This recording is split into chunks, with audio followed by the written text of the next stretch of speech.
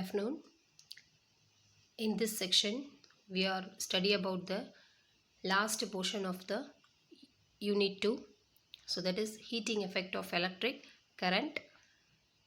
So in this heating effect, the conductor can produce that effect because of flowing the current.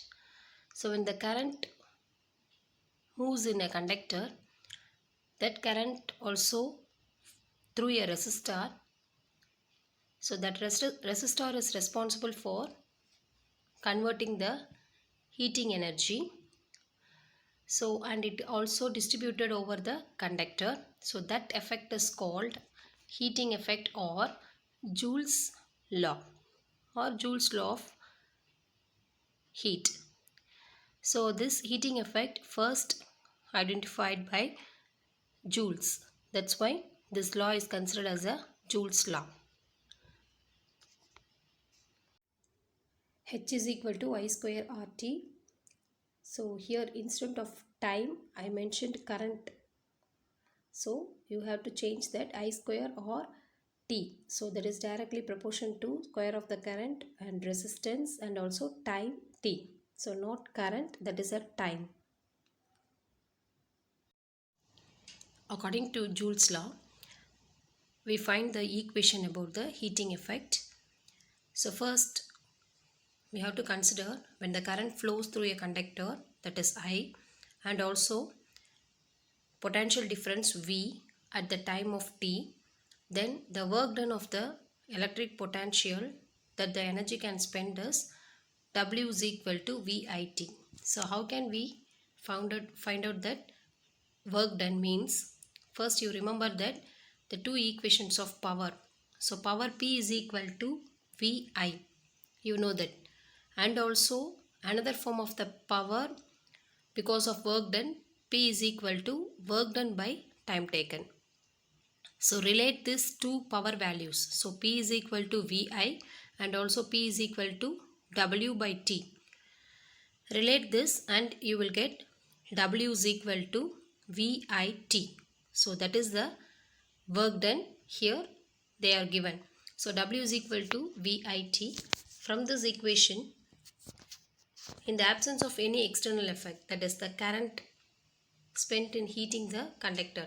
So now we have to find out the heating effect because the work done is considered as the heating energy. So work is also one of the energy form. So heating is also one of the energy form. That's why W is equal to H here.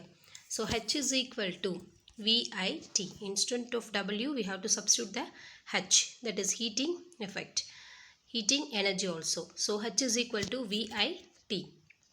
For a resistance R, so we have to insert the resistance value here. So just substitute the value of V. V is equal to IR. So that can be substituted in the equation. Then H is equal to, already the I value is there. So I square R T. So this is the final equation of the Joule's law of heating. So H is equal to I square R T, the square of the current value and the resistance and time.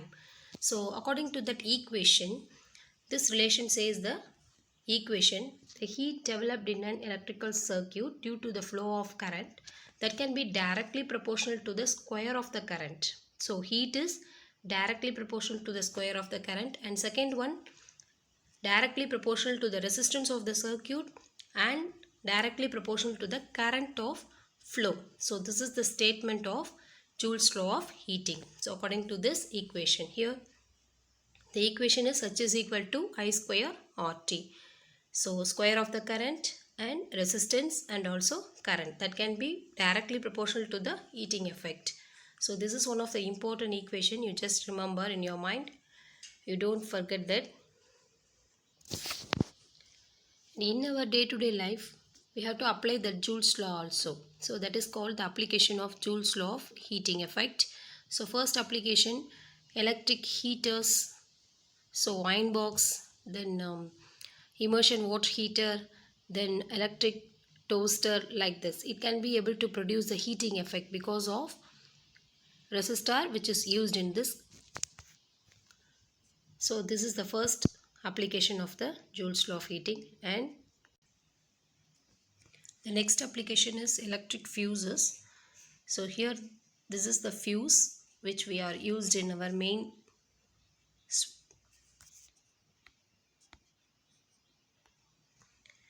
circuit. So here this fuse is made up of a alloy. So this is how can it used means when the excess current can be produced, so it can be melting, so that wire can be melted. So that's why the whole circuit can be protected by this electric fuse. So this is the purpose of this electric fuse.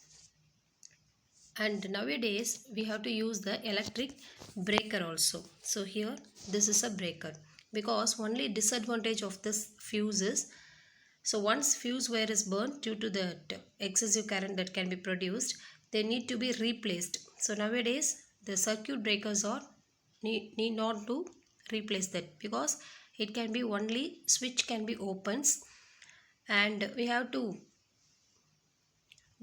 repair the faulty connections, then remaining we have to close that circuit breaker. So this is the advantage of this circuit breakers. So next one, electric furnace. Electric furnace is a device which can be used to manufacture materials and also produce a lot of temperatures, that is up to 3000 degree Celsius it can be able to produce. Electric furnace means it is producing the large amount of temperature here, and that's why we have to make a materials, melt and produce the materials. And the last application is electrical lamp. So because of this heating effect, the incandescent lamp that can be glow by the electric current can be passed through that wire. So electric bulb, then electric arc, and also the welding purpose, electric welding, these are all used for this electrical heat energy that can be produced by this Joule's law of heating. So these are all the application part of this Joule's law of heating. Then we have to pass on the another topic, that is thermoelectric effect. So in this thermoelectric effect, thermo means heat, electric means that is electric current. Next, effect. Because of this effect, what happened? When the conversion of temperature differences into electrical voltage and vice versa. So the temperature differences can produce the current. So that is the concept. And also it can be reversible. So when the voltage is there, the temperature difference is also produced. This is known as the thermoelectric effect. So when you are consider a thermoelectric device that can be able to generate the voltage when there is a temperature difference on each side. Totally there are three effects in this thermoelectric effect. First one is Seebeck effect and Peltier effect, then Thomson effect. So first one is Seebeck effect. So in this Seebeck effect, when the closed circuit consists of two dissimilar metals, the junctions are maintained at different temperatures and EMF is produced. So that the current flows through that EMF developed is called thermoelectric effect. So here we just consider the two dissimilar metals connected to form a two junctions, that is called the thermocouple. So there are two different metals are used, one is copper, then another one is iron. So the upper part shows the copper wire and the lower part shows the iron wire.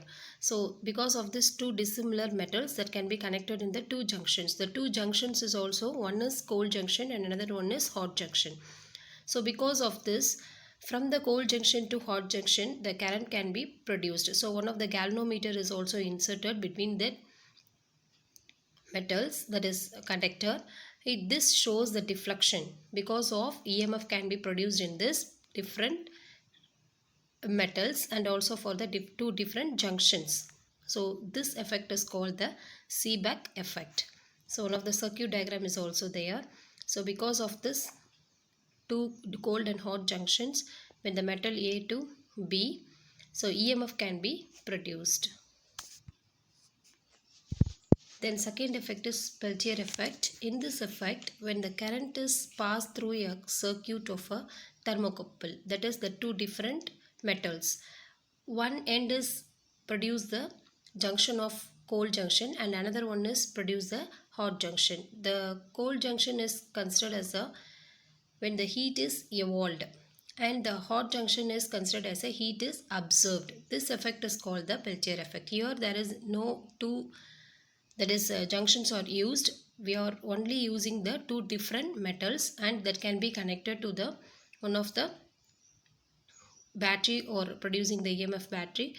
The automatically the two ends can be produced. One end is cold junction because of heat evolved and another one is hot junction because of heat can be observed. So this effect is called Peltier effect. And last one is Thomson effect.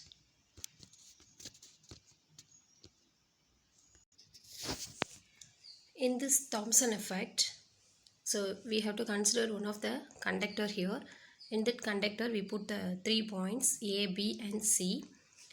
So A is one end and another one end is B, then center point is C. So when we are giving the heating effect at the center of the strip, in this strip, so one end is the heat can be observed, so that is hot junction, and another end the heat can be evolved, that is a cold junction.